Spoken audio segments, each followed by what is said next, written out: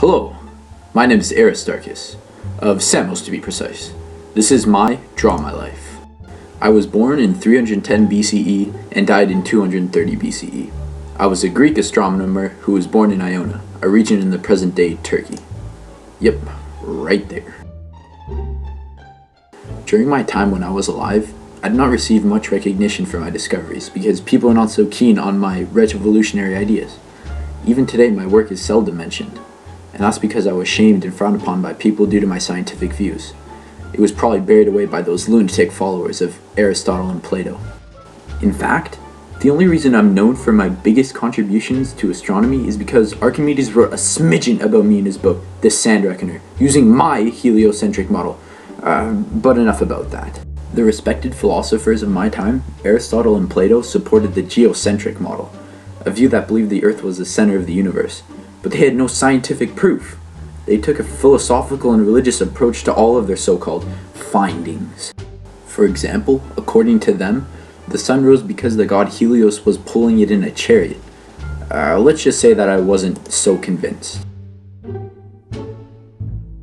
I used a scientific approach to prove my heliocentric model, a model where I believed that all planets orbited the larger celestial body, the sun. In order to do so, I had to assume that all orbits were elliptical and not circular. But apparently, all heavenly bodies, the stars, the planets, were perfect and had to have circular motion based on the gods. Hey, I said elliptical! Personally, I thought my ideas were better because they did not use preposterous mythical reasoning to support it.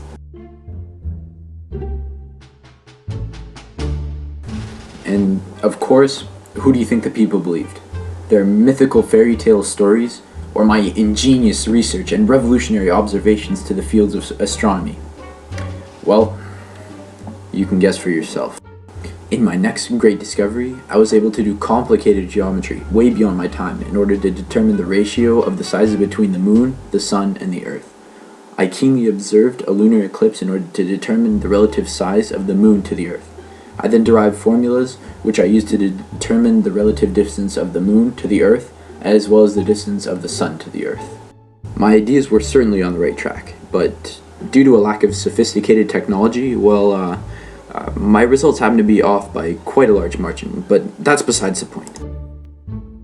My calculations and observations were way beyond that of my time, and it took years for the science of cosmology to progress back to my level, after almost all of my theories were thrown out as if they were rubbish. I may not have received all the credit, but I know for a fact that I was the first. Well, I really wish I got more credit though. Oh well. Back to the grave I go.